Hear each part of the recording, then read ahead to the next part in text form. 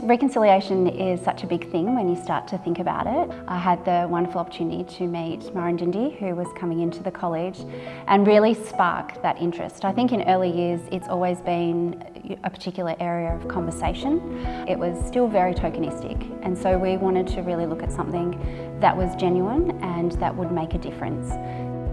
My role here is helping them coordinate programs, putting it into the curriculum of education, also teaching the children language, singing, dance and art, and talking about the native foods and the native plants.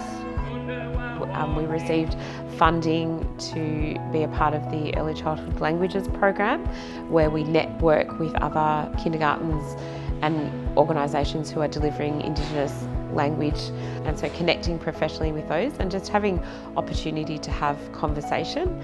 And with a topic like reconciliation, I think conversation lends itself to professional learning.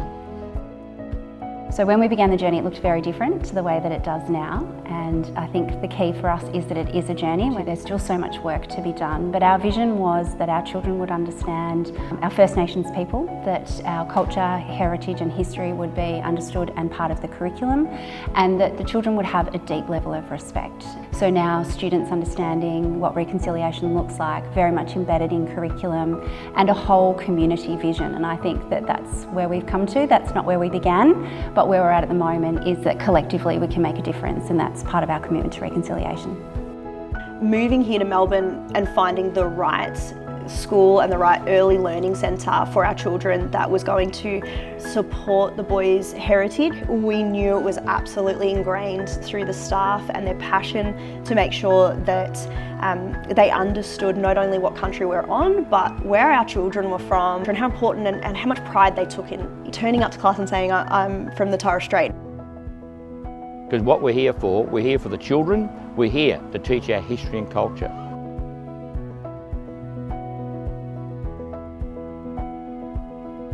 In the morning.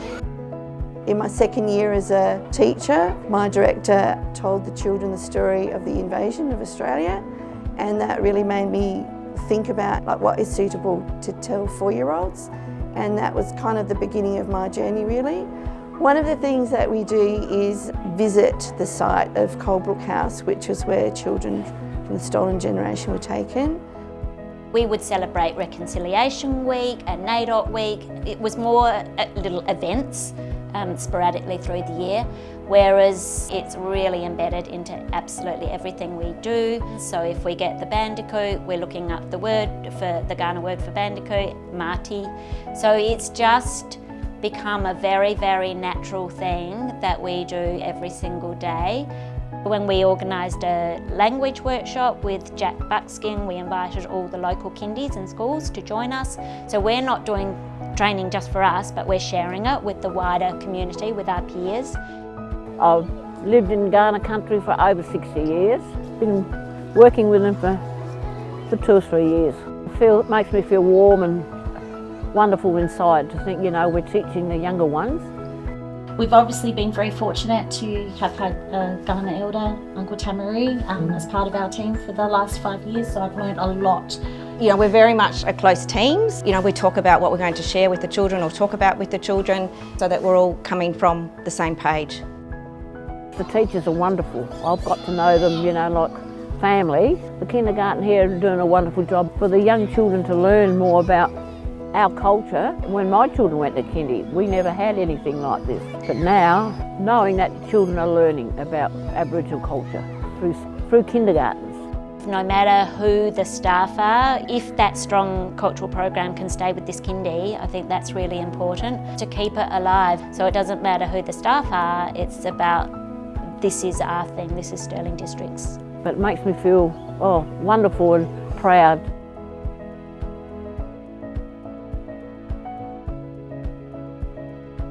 We are on Darkinjung land, Darkinjung country. We are very fortunate that we have a Darkinjung community around us. In the last 3 or 4 years, Wyong Preschool has contacted me and wanted some advice on Aboriginal languages because we reinvigorated our Darkinjung language and we have a dictionary. So they wanted to use some of the language in the rooms while they were talking to them, be able to talk and say hello and things like that and goodbye to the parents, the children in language. Educators are all on different levels of teaching, and honestly our role is not to teach culture. My role's been to learn from the people around me, from the community, and listen to the stories and embed them in an age-appropriate way. We attended a Speaking in Colour training that was done through the Department of Ed. We learned a lot about Aboriginal and Torres Strait Islander people and gave us the confidence to start embedding it in our preschool practices. We just try to engage and embed it just naturally. We're so lucky here that the management committee, they really value us with our learning and our professional developments. I've even been able to go on country with an elder. That was amazing. That made me come back feeling so much more passionate about teaching. Having the elder talk about stories whilst we were there out in nature, I could bring that back and talk to the children about the stories, the yarns that were shared with me.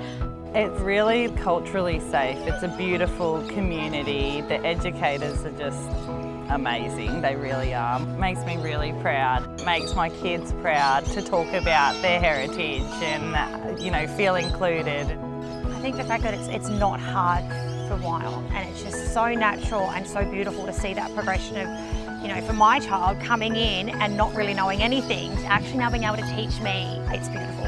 I love it. Say often if I feel that I don't know how to approach some of those delicate conversations, we'll use the wonderful resources that we have to help guide us. I think what I'm really proud of is that being connected with the Aboriginal communities to break down those barriers, and I'm just so proud.